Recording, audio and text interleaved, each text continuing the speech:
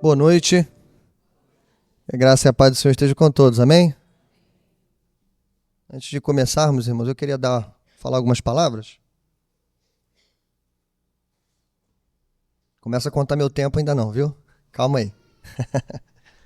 Eu queria, irmãos, agradecer, não sei se no final eu vou conseguir falar, mas eu já queria agradecer toda a igreja, inicialmente pelo nosso departamento infantil, por conta da nossa EBF, irmãos, que tivemos no dia de ontem. Irmãos, que maravilha, que tarde abençoada. Foi um dia corrido para muitos de nós, também cansativo, porém, irmãos, um dia muito prazeroso. Já fazia um tempinho que a PIB Juscelino não fazia EBF, por conta das nossas atividades, pandemia, etc., mas foi muito bom retornar. E retornamos em grande estilo, viu? Muito bonito. Desde lá da entrada, recepção, ornamentação, os voluntários. Enfim, irmão, foi uma maravilha. E enchemos isso aqui de criança. Que beleza, que maravilha. Foi muito bom, muito prazeroso. Meu coração se encheu de alegria. Creio que o coração das crianças também. Recebemos várias crianças da comunidade. E eu queria só dizer isso para você, que o nosso trabalho já está dando fruto, viu, irmãos? Quarta-feira, nós já tivemos aqui uma pessoa que foi alcançada pela nossa carreata, né, que descobriu a nossa igreja através do nosso evangelismo. E na EBF tivemos várias crianças da comunidade e crianças que retornaram, inclusive no dia de hoje, tanto pela manhã quanto agora pela noite. Então é para isso que nós trabalhamos, irmãos. Nós trabalhamos sim para as nossas crianças, mas também para alcançar o máximo de crianças possíveis. E a gente não pode medir o alcance, irmãos, do trabalho com crianças. Não pode. A gente não tem ideia do que essas crianças farão. Ontem eu estava vendo a EBF, eu que fui assíduo na EBF, adorava a EBF, né, por vários motivos, mas eu pensava isso aqui ontem. A gente não tem como saber, medir o que essas crianças farão. Que Deus possa abençoar o coração de cada criancinha que esteve aqui dentro e que continue falando ao coração deles. E parabéns à PIB de Juscelino. Que demonstração, irmãos, de unidade, de comunhão e de serviço. Deus abençoe a vida de cada um de vocês, tá bom? Bom, vamos ao texto. Te convido a abrir a Bíblia, Evangelho de Mateus, capítulo 20, a partir do verso 1. Agora sim, pode soltar meu tempo aí, você que está contando. Mateus 20, verso 1. A gente vai ler todo o texto, que vai até o 16. E depois vamos ir explicando o texto, tá bom? Hoje a gente vai falar sobre a parábola dos trabalhadores da vinha. Essa parábola tão importante para todos nós. Vamos ler o texto direto e prosseguimos.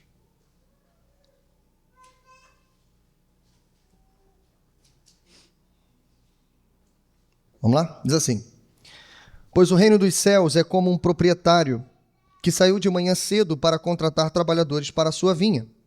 Ele combinou pagar-lhes 1 denário pelo dia e mandou-os para a sua vinha. Por volta das 9 horas da manhã, ele saiu e viu outros que estavam desocupados na praça. E lhes disse: Vão também trabalhar na vinha, e eu lhes pagarei o que for justo. E assim eles foram. Saindo outra vez, por volta do meio-dia e das 3 horas da tarde, fez a mesma coisa. Saindo por volta das 5 horas da tarde, encontrou ainda outros que estavam desocupados. E lhes perguntou: Por que vocês estiveram aqui desocupados o dia todo?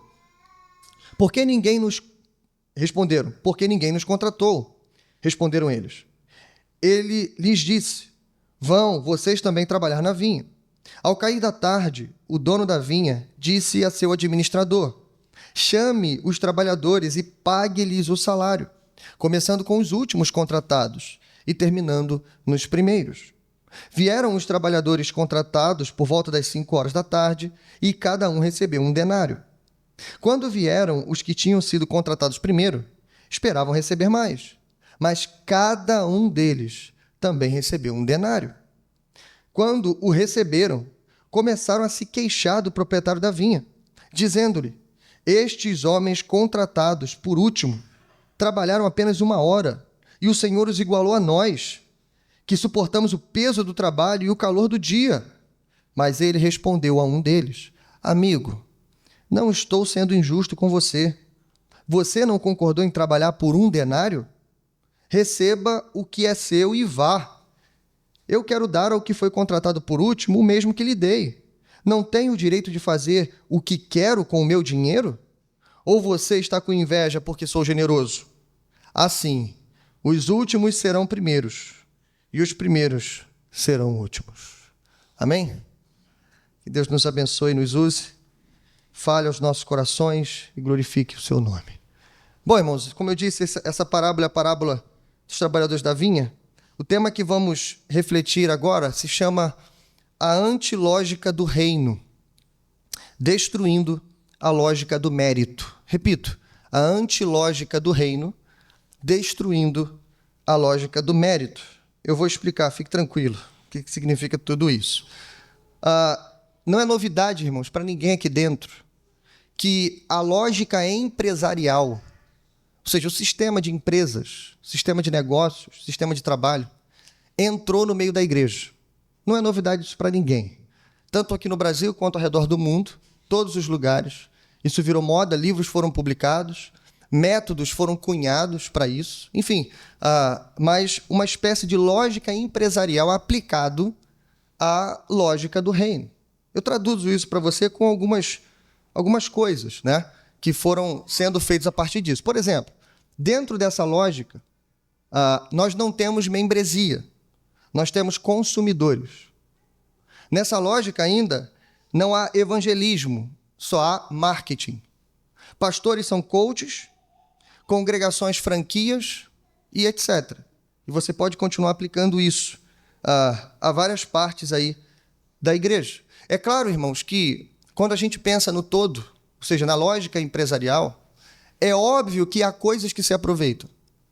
Existem ferramentas importantes, como poderia citar aqui, gestão, contabilidade, o próprio sistema financeiro da igreja se emparelha, de certa forma, com uma prestação de contas de uma empresa, por exemplo. Enfim, há várias ferramentas que a gente pode utilizar, mas o problema é a lógica por trás de tudo isso. Há uma lógica por trás desse sistema empresarial aplicado à igreja. Por isso, eu coloquei logo no início da frase do tema essa palavrinha, antilógica, que é literalmente isso. É algo que vai contrário à lógica vigente. Porque a minha ideia inicial, a nossa tese, não é que o reino de Deus é uma lógica um tanto diferente da lógica do mundo, digamos assim. Não.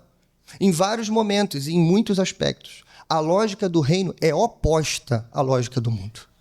A lógica do reino desafia toda a construção razoável de lógica e de padrão de pensamento que há no senso comum. E isso, eu acredito, veremos mais uma vez no dia de hoje. Mas antes da gente avançar no texto, deixe-me mostrar para você como que essa antilógica divina surgiu. Como é que a gente pode ver isso em toda a Escritura? Claro que fazendo aqui uma trajetória bem rápida. Primeiro, a gente tem a tese dela. A tese dessa antilógica está em 1 Samuel 16, 7, onde é dito: o Senhor não vê como o homem vê a aparência, mas o Senhor vê o coração. Aqui está o anúncio para você, está a fórmula. Aqui está a antilógica de Deus. Ele não vê como você vê. Você vê o que é externo, é só isso que você pode ver, mas ele vê tudo, tanto o que está fora quanto o que está dentro. Segundo, a gente tem a consequência da antilógica. Olha no que resulta ela, Isaías 55, 9. Assim como os céus são mais altos do que a terra, também os meus caminhos são mais altos do que os seus caminhos, e os meus pensamentos mais altos do que os seus pensamentos. Ou seja, a principal consequência da antilógica do reino é que ela deixa a gente desconfortável. A gente não consegue acompanhar, muito pouco entender, se ele não nos explicar, porque ela vai totalmente contra a nossa lógica. E aí, claro, ela causa conflitos. Veja, irmãos, veja o que Deus fez na história da redenção. E veja se isso faz algum sentido, pelo menos do ponto de vista humano. Primeiro, Deus escolheu mulheres estéreis para serem as matriarcas da nação. Isso não faz sentido. Vou criar uma nação, eu chamo mulheres estéreis. Segundo, ele escolheu uma das menores nações para ser o seu povo eleito, escolhido, o seu povo forte. Mas ele prefere enviar para a guerra 300 homens, ao invés de 10 mil. E ele vira para Gideão e diz assim: tem muita gente, vamos diminuir isso aqui, para que no final vocês se apoiem em mim e não em vocês. Mas ele escolheu o menor da casa de Jessé para ser o grande e poderoso rei de Israel, o homem segundo o seu coração, Davi. Ele escolheu, na plenitude dos tempos, uma virgem para ser mãe. Só essa frase já estaria anulada, do ponto de vista lógico. Ele escolheu uma virgem para ser mãe, não de qualquer pessoa, mas do Salvador do mundo. Mas o próprio Senhor Jesus escolheu 12 homens insignificantes, publicanos, zelotes, pescadores, homens comuns, para serem os seus discípulos, os seus apóstolos, os seus homens de confiança. E por último, ele escolheu o escândalo da cruz para nos ensinar o que é o amor verdadeiro.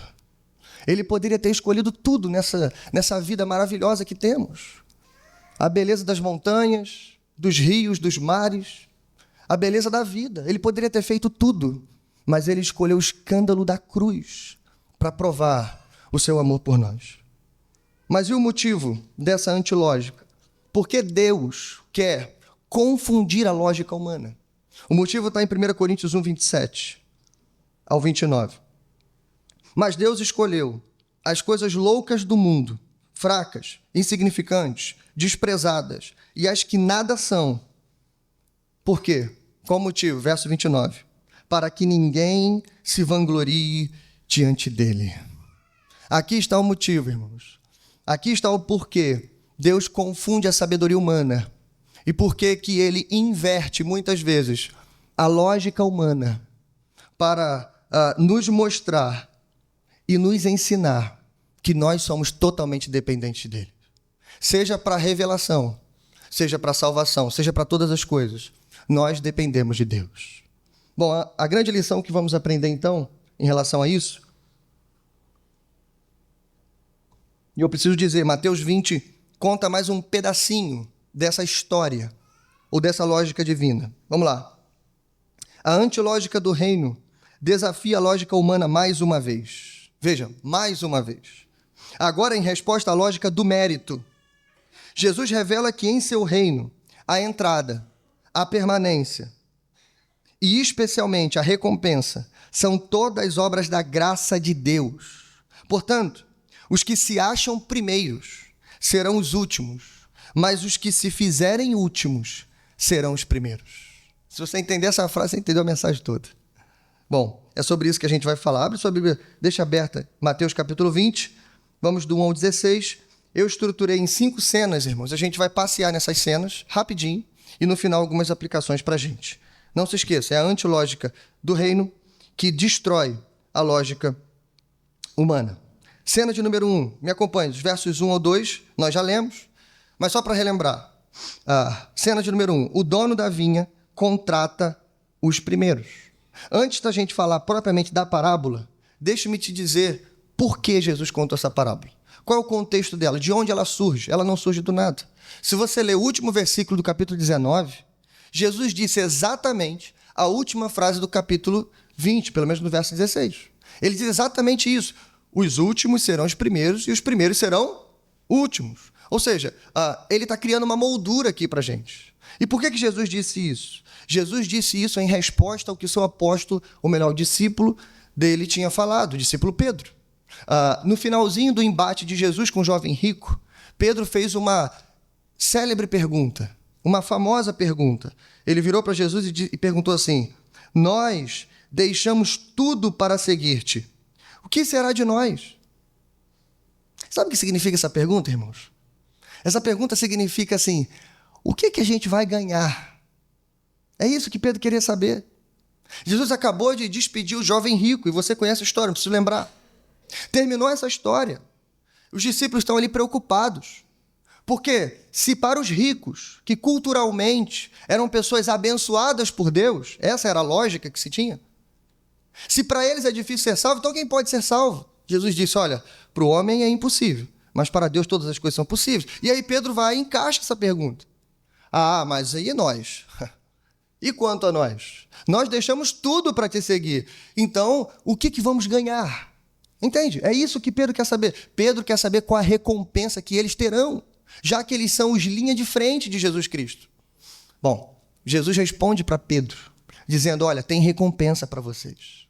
Em resumo, Jesus diz, sim, olha, vocês terão recompensa no tempo presente, porque vocês vão multiplicar 100 vezes mais. Das pessoas que vocês perderam, que vocês tiveram que deixar, mais ainda, vocês terão vida eterna no porvir. Então, Jesus responde favoravelmente, dizendo, tem recompensa, porém. E ele termina dizendo, contudo, muitos primeiros serão últimos, e muitos últimos serão os primeiros. Então, o que é a nossa parábola, irmãos? Nada mais, nada menos do que a ilustração dessa resposta de Jesus. Jesus vai descortinar diante dos seus discípulos o que significa isso. Terão recompensa, sim, mas cuidado, porque aqueles que pensam ser os primeiros serão colocados em último lugar, mas somente aqueles que se fizerem os últimos serão os primeiros. Bom, então vamos avançar. 5 cenas, rapidamente. Primeiro, o dono da vinha contrata os primeiros. Jesus diz que o reino dos céus é semelhante a um proprietário, que eu vou chamar aqui o dono da vinha, ok? Que saiu muito cedo pela manhã, muito provavelmente às 6 horas da manhã, seguindo a lógica da parábola. 6 horas da manhã. E ele está em busca de trabalhadores para tocar a vinha, para, enfim, cavar, plantar, capinar, seja lá o quê.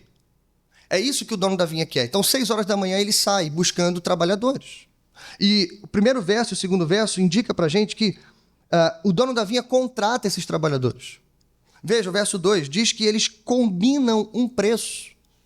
Aqui, irmãos, é como se eles estivessem assinando um contrato simples de trabalho, dizendo quanto tempo a gente vai trabalhar, por qual preço, quanto que a gente vai ganhar. E, obviamente, é dito no texto. Ele combinou pagar-lhes o quê? 1 denário pelo dia trabalhado. Esse era o pagamento comum naquele tempo. Era 1 denário por um dia de trabalho. Um dia de trabalho ali se contava 12 horas. Então, eles foram contratados. Bom, a função da primeira cena é mostrar para a gente que o dono da vinha estabelece o padrão de justiça e firma um contrato para garantir os direitos e deveres daqueles trabalhadores. Somente isso. Bom, mas a história avança e a gente vai para a segunda cena. Do verso 3 ao verso 7, o dono da vinha contrata os demais trabalhadores ou os últimos trabalhadores. O texto diz para a gente, de forma muito dinâmica, que o dono da vinha vai às 9 horas da manhã, veja que o dia está se passando, e os homens estão trabalhando lá. Começaram às 6 ou 7 horas da manhã. 9 horas da manhã, depois meio-dia, depois às 3 horas da tarde e por último às 5 horas da tarde. Lembrando para você que o expediente termina às 18 horas. Começou às 6 e vai terminar às 6 da tarde. Mas veja, por esses 4 horários, o dono da vinha saiu pelas praças procurando mais trabalhadores. E o interessante é que muda o sistema. No primeiro grupo, e apenas para o primeiro grupo, o dono da vinha estabeleceu um preço e um tempo de trabalho. Olha, o dia trabalhado por 1 denário. Mas a partir daqui você repara que não há mais preço sendo dado. Não é dito quanto eles vão ganhar. 15 peças de prata? Não sabemos. 1 peça de ouro? Também não sabemos. Meio denário, se é que isso era possível? Não sabemos. 1 denário a cada 2 dias? Também não sabemos.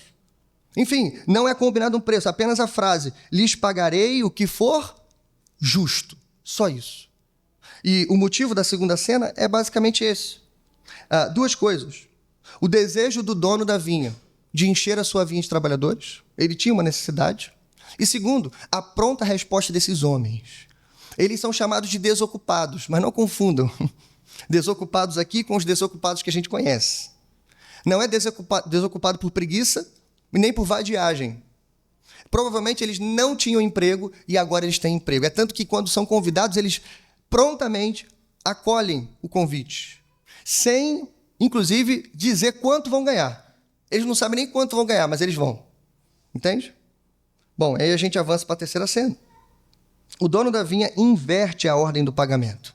O dia passa, o sol esquenta, o trabalho acontece. Cavam, plantam, colhem, seja lá o que for que fizeram.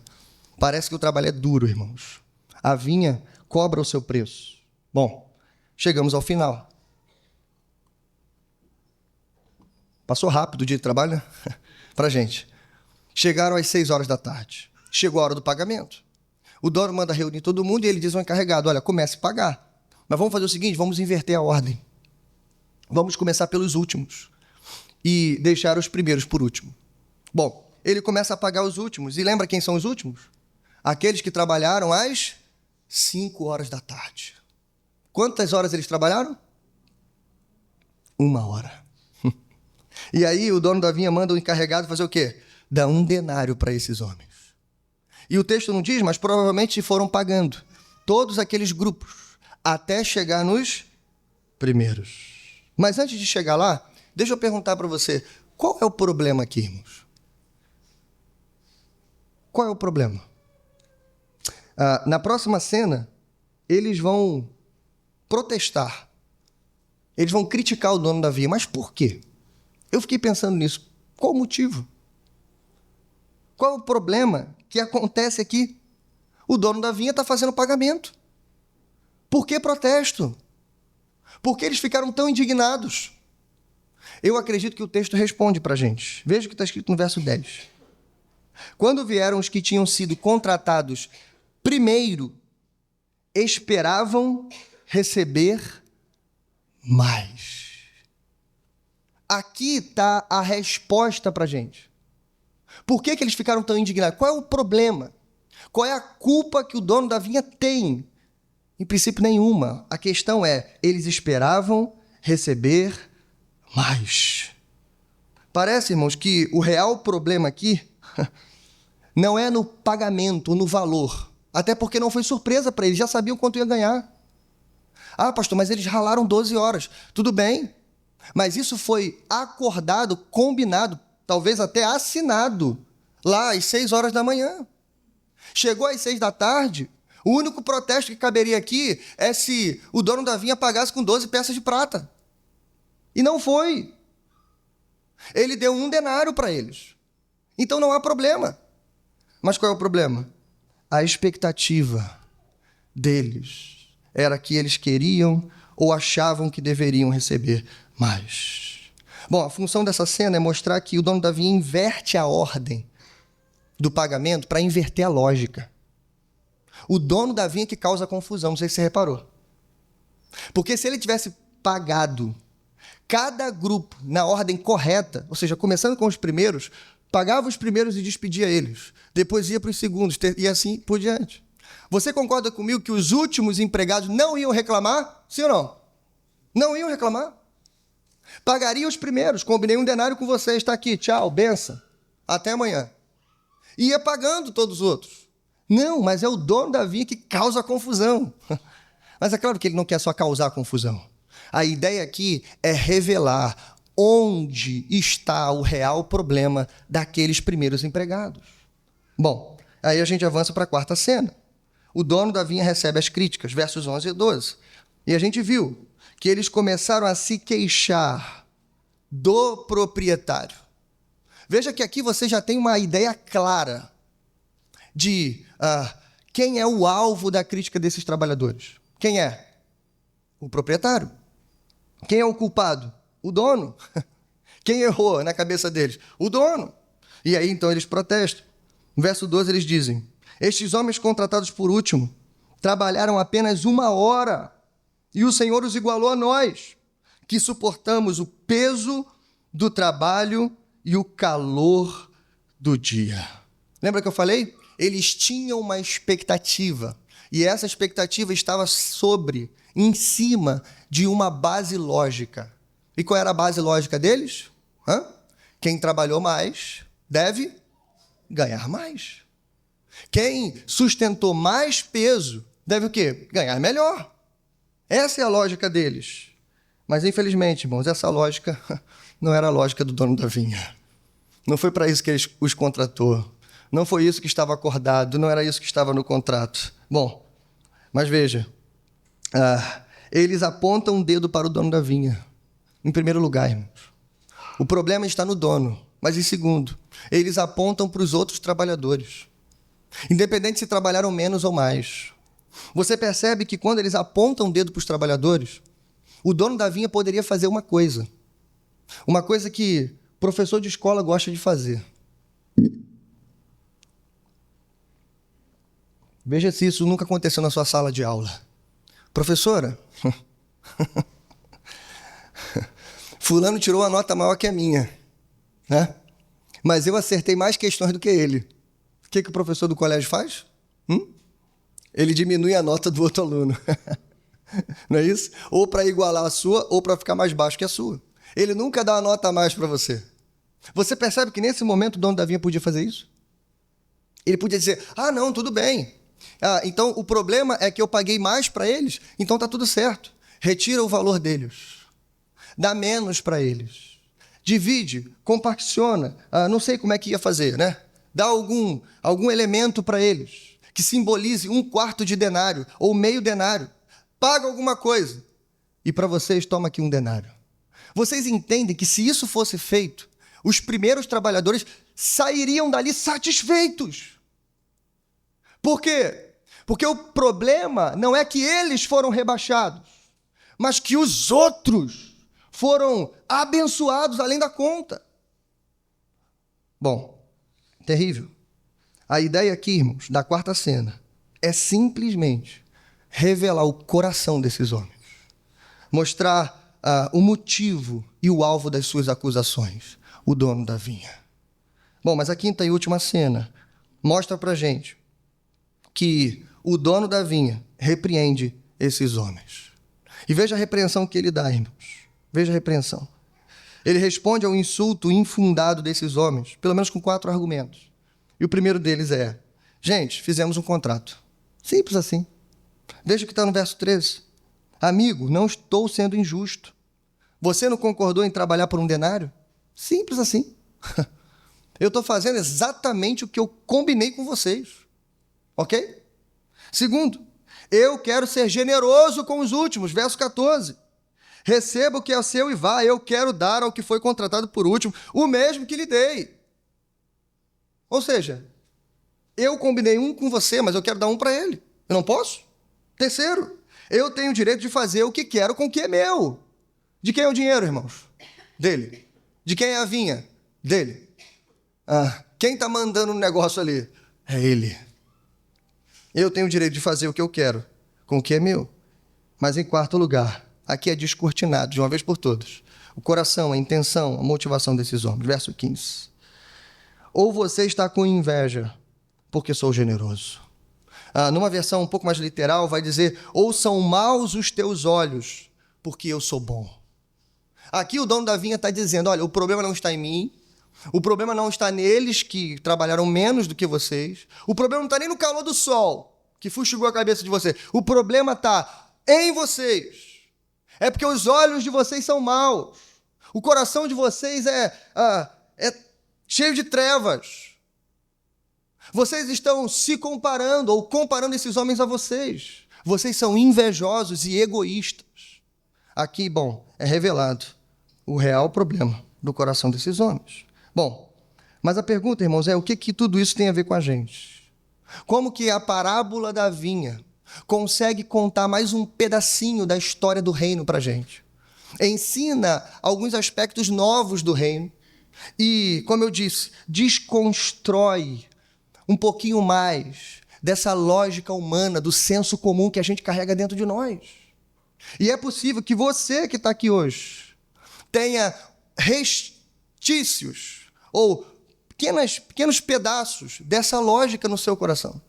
E se tiver, eu oro e peço a Deus que Ele remova de cada um de nós. A gente aprende 4 coisas aqui. Em primeiro lugar, cuidado com suas expectativas irreais aplicadas ao reino de Deus. Em primeiro lugar, irmãos, o que a gente aprende é, não tinha problema nenhum acontecendo ali. Tudo normal. Os homens foram contratados, eles trabalharam e receberam pagamento. Era para cada um pegar aquele salário, ir embora para casa, descansar e voltar no outro dia. Porque houve protesto, porque houve reclamação, porque eles esperavam receber mais. E eu pergunto, será que no nosso coração a gente não tem carregado expectativas irreais? E veja, irmãos, escute aqui, falsas expectativas é um problema para a vida toda. Seja de qualquer área que a gente for conversar aqui, seja a área lá do seu trabalho, a sua vocação, seus estudos, relacionamento, família, qualquer coisa que a gente conversar, política, expectativa é sempre um problema. Porque se você tiver uma expectativa errada, sabe o que acontece com você?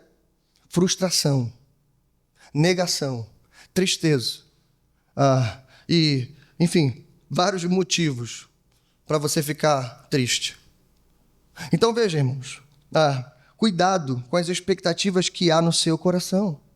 Por exemplo, depois que eu aceitar Jesus na minha vida, a minha vida melhora.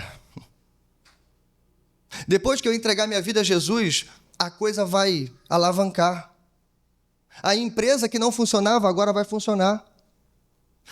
Eu fiquei doente o ano todo, ano passado. Esse ano eu fui para a igreja. Esse ano eu aceitei Jesus. Esse ano eu não fico doente. E coisas do tipo. Quem tem promessa de Deus não morre. Já ouviu isso? E coisas do tipo, irmãos. Expectativas falsas.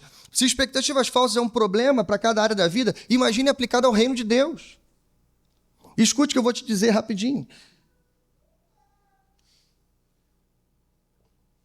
Você pode orar a Deus. Não há nenhum problema com isso. A gente ensina aqui na igreja, inclusive, a fazer pedidos ousados. Ou seja, orar, pedir, clamar, suplicar ao Senhor. Peça. O que você quer hoje? Você quer casar? Peça a Deus. Uma varoa abençoada.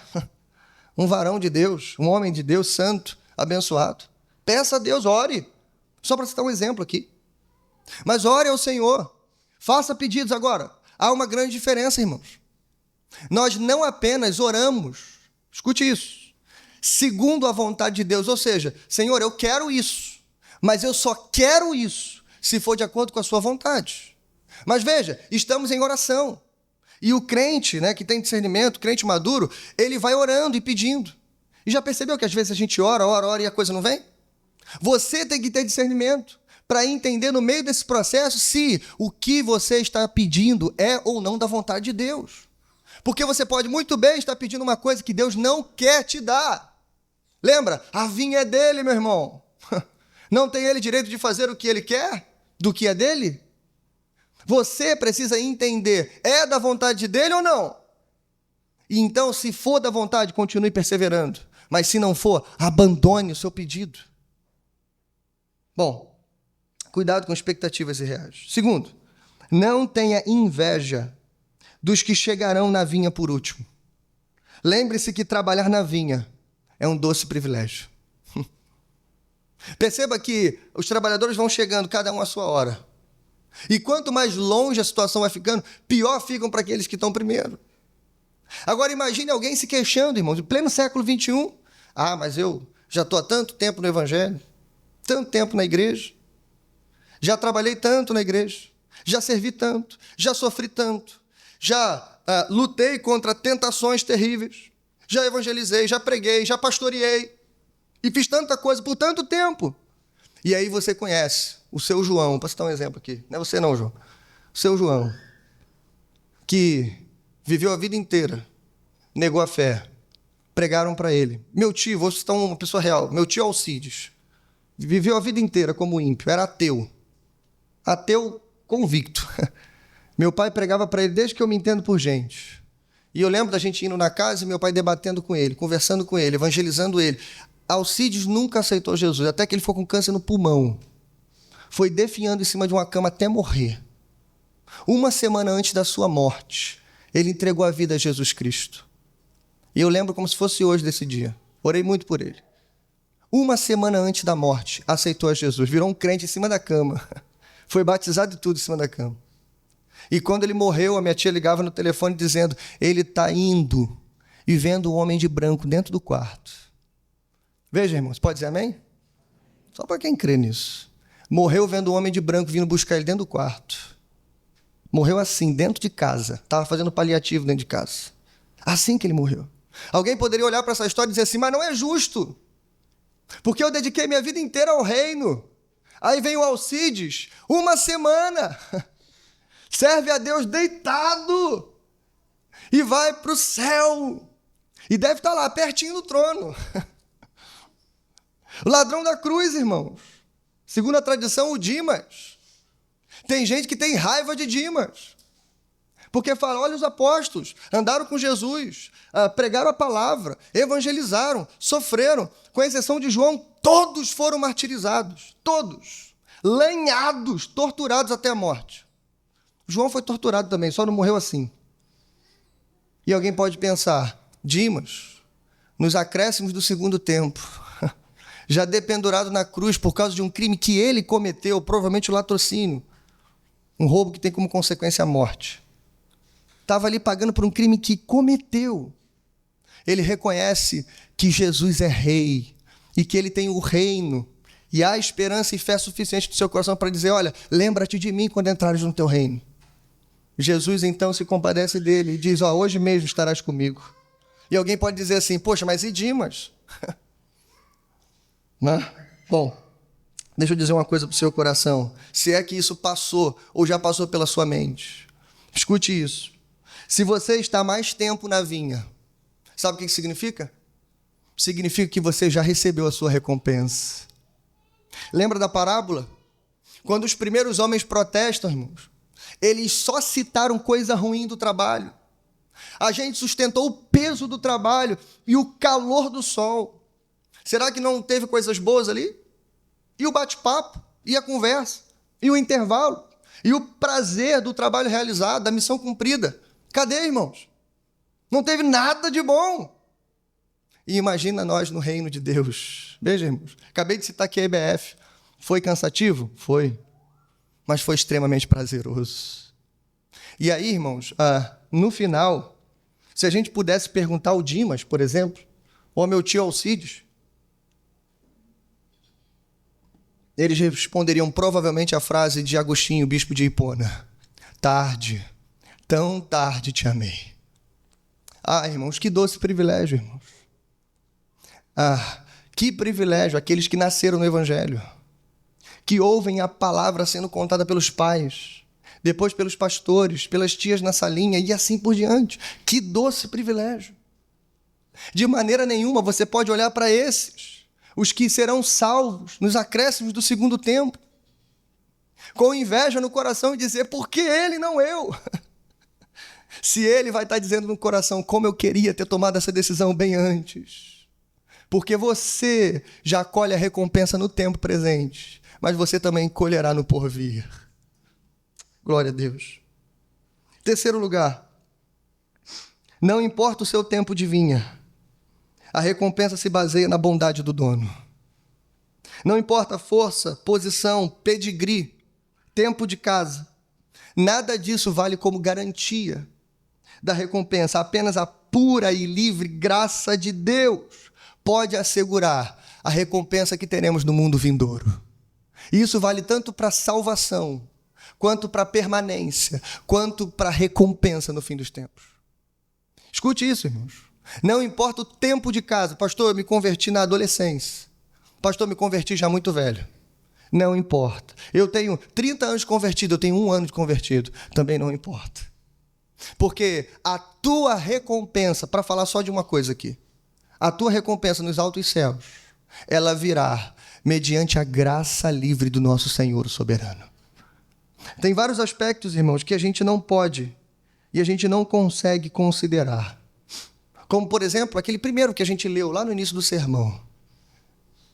Deus vê de um modo diferente. Ele não vê como o homem vê. A gente pensa em categorias de hierarquia, de posição. A gente acha que um pastor de uma igreja local merece um lugar mais próximo do trono do que um membro da igreja. A gente acha que um pregador tem direito a um galardão maior do que, enfim, as irmãs da MCM. Ou do que a tia da salinha que está lá agora pregando o evangelho para as crianças. Por que pensamos assim, irmãos? Se Deus vê o que a gente não vê, tantos momentos que a gente não vê, horas gastas, dedicadas, oração, jejum, dedicação, leitura da palavra, tem muita coisa que a gente não vê, mas Ele vê, e Ele vai recompensar, irmão. Então, o produto, o resultado disso é que não dá para a gente medir a recompensa que teremos, mas dá para a gente assegurar, irmãos, ela depende única e exclusivamente da bondade do dono. E deixa para encerrar esse ponto, deixa eu dizer uma coisa muito importante para você. O texto vai trabalhar, basicamente, por causa do contexto, o pensamento elevado que nós temos acerca de nós mesmos, como de Pedro, querendo exigir alguma recompensa por ter trabalhado mais, ou por ter largado tudo. E essa pode ser a realidade de alguns aqui. Eu servi demais, eu preguei demais, eu pastoreei demais, então eu mereço um lugar melhor. A gente pode pensar isso. E, como eu disse, se alguém pensar assim, irmãos, abandone essa lógica está furada. É somente pela bondade do dono. Mas a minha preocupação também, irmãos, vai por uma visão muito rebaixada de nós mesmos. Uma visão que ultrapassa a humildade e vai para um lugar de autodesprezo, que é tão pecado e tão pecaminosa quanto a visão super elevada de nós mesmos. E eu ouso dizer que as duas coisas são egoísmo. E que as duas coisas estão seguindo uma lógica humana que tem como fundamento a salvação pelas obras. Ou seja, não tem nada a ver com a lógica do reino. Porque seja o pensamento elevado ou o pensamento rebaixado, o que é considerado aqui são os erros e os acertos. Irmãos, tem gente na igreja que não se acha digno do reino. E como eu disse, é claro que, de uma certa maneira, é muito bom você não se sentir digno. É muito bom você se sentir um pecador miserável. Mas escute isso. Ei, ele te escolheu. Ele te salvou. Ele te resgatou das trevas. Agora você está no reino do Filho amado, no reino de luz. Você não pode mais dizer que suas obras são trapos de imundícia. Você pode dizer que suas obras eram trapos de imundícia, mas não são mais. Porque até as suas obras foram redimidas. E agora, pela graça, você vai praticando boas obras. Então, veja, irmãos, cuidado com isso. Infelizmente, tem gente que ainda pensa na vida cristã como aquele joguinho do Mario Bros. Já jogou? Já jogou Mario Bros? Não precisa ser Mario, pode ser qualquer outro joguinho. Como é que é o joguinho? Você cai no buraco, você perde todas as moedinhas, né? Não é isso? Aí você tem que começar toda a trajetória de novo. Tem gente na igreja, irmãos, que vive a vida cristã como se fosse um joguinho de videogame. Agora eu tenho que recomeçar. Agora eu tenho que começar tudo de novo. Ele acha que ele vai acertando. E aí quando erra... E agora eu tenho que começar de novo. Quem foi que disse isso para você, meu irmão? Se você errou, ou tropeçou, ou caiu, você não ficará prostrado. Se arrependa, confesse seus pecados e continue a caminhar. Continue sua peregrinação até o céu. Quem foi que disse que a tua religiosidade, a tua espiritualidade tem que ser medida pelos teus erros e acertos? É pela bondade do dono. É pela graça livre e soberana dele sobre a tua vida. Você está de pé, porque ele te mantém de pé. Simples assim. E você vai chegar tão longe e fará tantas obras quantas ele quiser que você faça. Por isso que a recompensa vem dele e de mais ninguém. Bom, só resta dizer então, qual será a tua recompensa? Quarto e último lugar. Eis aqui algumas das recompensas que receberemos. Apocalipse 22:12 diz: Eis que venho sem demora, e comigo está o galardão, que tenho para retribuir a cada um segundo as suas obras. Você pensa um pouco sobre isso, irmãos? Se não pensa, comece a pensar. Vai ter recompensa no céu. Na salvação, irmãos, somos todos iguais. Todos éramos pecadores e agora redimidos pela graça de Deus. Mas no grande galardão, no tribunal dos justos, tribunal de Cristo, seremos recompensados de acordo com as nossas obras. Lembra? Mas as obras que são produzidas pela graça de Deus. A recompensa virá dele. Não há como medirmos e sabermos quem terá mais ou quem terá menos. O quão perto do trono estaremos ou quão longe estaremos. Se é que haverá essa diferenciação. Mas a ideia é, irmãos, haverá um galardão preparado para cada um de nós. E você que é crente e que almeja, deseja a vida vindoura, o outro mundo, a Nova Jerusalém, o paraíso, o céu, chame do que você quiser, o estado eterno.